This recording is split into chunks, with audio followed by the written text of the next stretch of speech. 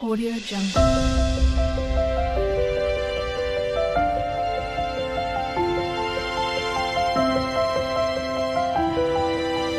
Audio Jungle. ನೋಡಿ, ಬೂಂದಿ ಮತ್ತು ಬೂಂದಿಗೆ ಮಾಡೋ ಪಾಯಸ.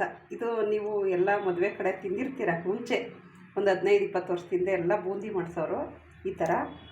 ಅದಕ್ಕೆ ಬೂಂದಿ ಹಾಕ್ಬಿಟ್ಟು ಆಮೇಲೆ ಪಾಯಸ ಹಾಕೋರು. ಈ ಥರ ತಿಂದಿದ್ರೆ ನೀವು ಕಮೆಂಟಲ್ಲಿ ತಿಳಿಸಿ, ಪಾಯಸ ಮತ್ತು ಬೂಂದಿನ.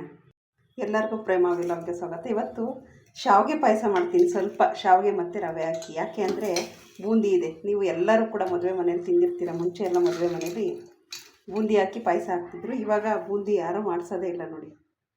ಇಲ್ಲಿ ನಾನು ಸ್ವಲ್ಪ ಮಾಡೋದ್ರಿಂದ ಒಂದು ಸ್ವಲ್ಪ ಸಕ್ಕರೆ ತಗೊಂಡಿದ್ದೀನಿ, ಸ್ವಲ್ಪ ಗೋಡಂಬಿ, ದ್ರಾಕ್ಷಿ, 1 ಗ್ಲಾಸ್ ಹಾಲು ತಗೊಂಡಿದ್ದೀನಿ. ಇಲ್ಲಿ ನಾನು ಬಿಸಿ ಮಾಡಿದ್ದೀನಿ. ಸ್ವಲ್ಪ ರವೆ, ಬರೀ ರವೆಲ್ಲೇ ಮಾಡ್ತಾರೆ ಇದನ್ನು. ಯಾಕೆ ಅಂದರೆ ಶಾವಿಗೆ ಹಾಕಲ್ಲ. ನಾನು ಸ್ವಲ್ಪ ಶಾವಿಗೆ ಹಾಕಿ ಮಾಡ್ತೀನಿ, ಸ್ವಲ್ಪ ಚೆನ್ನಾಗಿರುತ್ತೆ ಅಂತ. ಬನ್ನಿ ಹೇಗೆ ಮಾಡೋದಂತ ನೋಡೋಣ. ನೋಡಿ, ಮೊದಲಿಗೆ ಇದೇ ಪಾತ್ರೆ ಇಟ್ಕೊಂಡು ನಾನು ಸ್ವಲ್ಪ ತುಪ್ಪ ತಗೊಂಡಿನಿ. ಇದರಲ್ಲಿ ನೀರಿದೆ, ಒರೆಸ್ಕೊಳ್ಳೋಣ ಸ್ವಲ್ಪ. ಇದಕ್ಕೆ ನಾನು ತುಪ್ಪ ಹಾಕ್ತಾಯಿದ್ದೀನಿ. ನಾನು ಎಲ್ಲನೂ ಒಟ್ಟಿಗೆ ಹಾಕ್ತೀನಿ, ಎಲ್ಲ ಬೇರೆ ಬೇರೆ ಮಾಡಲ್ಲ. ಎಲ್ಲ ಒಟ್ಟಿಗೆ ಹುರ್ಕೊಂತೀನಿ.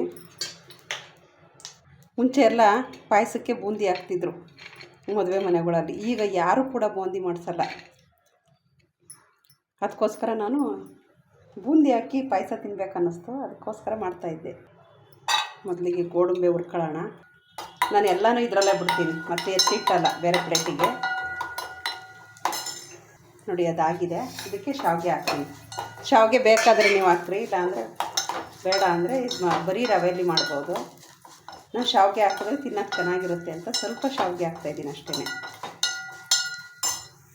ನೋಡಿ, ಇದಕ್ಕೇ ನಾನು ರವೆ ಹಾಕ್ತಾಯಿದ್ದೀನಿ. ಬರೀ ರವೆಲೇ ಹುರಿದು ಮಾಡ್ತಾರೆ, ಆದರೆ ಚೆನ್ನಾಗಿರಲ್ಲ. ಸ್ವಲ್ಪ ಶಾವಿಗೆ ಎಲ್ಲ ಸಿಕ್ಕಿ ಬಾಯಿಗೆ ಅನ್ನೋದಕ್ಕೋಸ್ಕರ ನಾನು ರವೆ ಹಾಕ್ತಾಯಿದ್ದೀನಿ.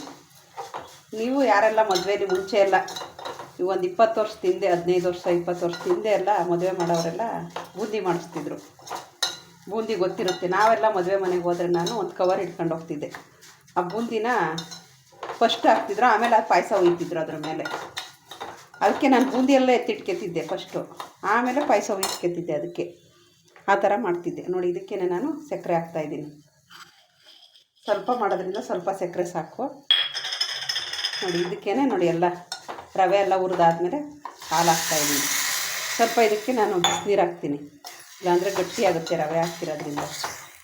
ನೋಡಿ, ಸ್ವಲ್ಪ ನೀರು ಹಾಕೋಣ. ಹಾಲು 1 ಲೋಟ, ಸ್ವಲ್ಪ ನೀರು ಹಾಕಲೇಬಾರ್ದು, ಯಾಕೆ ಅಂದರೆ ಗಟ್ಟಿ ಆಗುತ್ತೆ ಅಂತ ನಾನು ನೀರು ಹಾಕಿದ್ದೀನಿ, ಬಿಸಿನೀರು ಹಾಕಿದ್ದೀನಿ. ನೋಡಿ, ಪಾಯಸ ಆಗಿದೆ. ಇದಕ್ಕೊಂದು ಏಲಕ್ಕಿ ಕಾಯಿ ಗೆಜ್ಜೆ ಹಾಕೋಣ ಈಗ. ನೋಡಿ, ಏಲಕ್ಕಿ ಕಾಯಿ ಒಂದೊಂದು ಲವಂಗ ಹಾಕ್ತೀನಿ. ಏಲಕ್ಕಿ ಕಾಯಿ ಗೆಜ್ಕೊಂಡು ಹಾಕೋಣ. ನೋಡಿ, ಇದಾಗಿದೆ, ಸಾಕಿನ್ನ.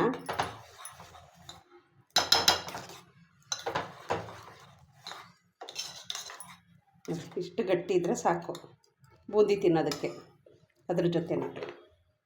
ನೋಡಿ, ಒಂದು ಪ್ಲೇಟಿಗೆ ನಾನು ಇಲ್ಲಿ ಬೂಂದಿ ಹಾಕ್ತಾಯಿದ್ದೀನಿ. ಈ ಥರ ಬೂಂದಿ ಹಾಕ್ಬಿಟ್ಟು ಇದ್ರ ಮೇಲೆ ಪಾಯಸ ಹಾಕೋದು. ಮದುವೆ ಮನೆಯಲ್ಲಿ ಈ ಥರ ಪಾಯಸ ಹಾಕ್ತಾಯಿದ್ರು ಬೂಂದಿ ಮೇಲೆ. ನೋಡಿ, ಇವಾಗ ನಾವೆಲ್ಲ ಕಲಿಸ್ಕೊಬಿಟ್ಟು ತಿಂತಾಯಿದ್ದು. ಇವಾಗ ಇದೆಲ್ಲ ಮರ್ತೇ ಹೋಗಿದೆ. ಈಗ ಬೂಂದಿ ಮಾಡಿಸೋದೇ ಇಲ್ಲ ಯಾರೂ ಕೂಡ. ನೋಡಿ, ಎಲ್ಲರೂ ಬೇಕ್ರಿಲಿ ತಂದು ತಿಂತಾರೆ, ಮನೇಲಿ ಮಾಡೋದು ಕಡಿಮೆ ಆಗಿದೆ ಈಗ.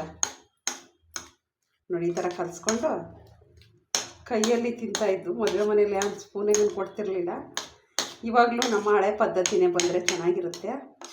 ನೋಡಿ, ತಿನ್ನೋದಕ್ಕಂತೂ ತುಂಬ ಚೆನ್ನಾಗಿರುತ್ತೆ.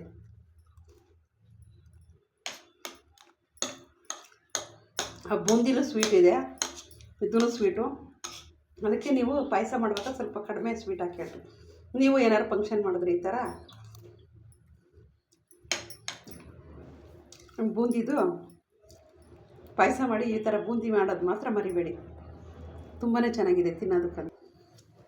ಈ ವಿಡಿಯೋ ಹೇಗೆ ಅನ್ನಿಸ್ತು ಅನ್ನೋದನ್ನು ಕಮೆಂಟಲ್ಲಿ ತಿಳಿಸಿ. ಒಂದು 5 ನಿಮಿಷದಲ್ಲಿ ಮಾಡ್ಕೋಬೋದು. ನೋಡಿ, ಎಲ್ಲರೂ ಫುಲ್ ವಿಡಿಯೋ ವಾಚ್ ಮಾಡಿ. ಎಲ್ರಿಗೂ ಬಾಯ್ ಬಾಯ್. ಬೂಂದಿ ಮತ್ತು ಪಾಯಸನ ಮಾಡೋದನ್ನು ಮಾತ್ರ ಮರಿಬೇಡಿ, ಆಯಿತಾ? ಹಳೆಯ ಕಾಲದ ಮದುವೆ ನೆನಪಾಗುತ್ತೆ.